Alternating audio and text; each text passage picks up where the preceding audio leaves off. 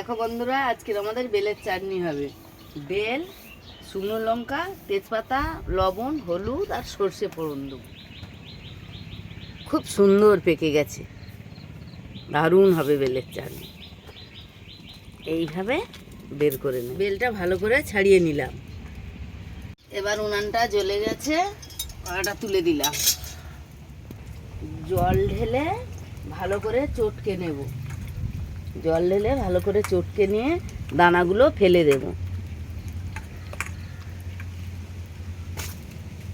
দেখো, এই দানাগুলো একটু ফেলে দেব। সামান্য পরিমাণ তেল দিলাম, তেজপাতা, দুটো শুকনো লঙ্কা আর একটু সর্ষে ফোড়ন। এবার ঢেলে দিই।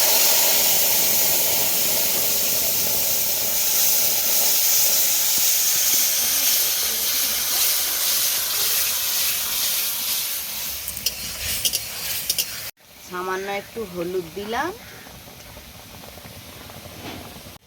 আর স্বাদ মতো লবণ দিলাম।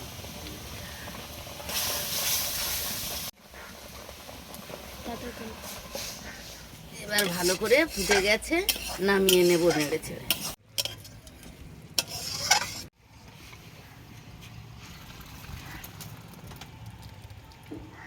দেখো বন্ধুরা, বেলের চাটনিটা খুব সুন্দর হয়েছে। তোমরাও এভাবে বানিয়ে খাবে, খুব সুন্দর লাগবে।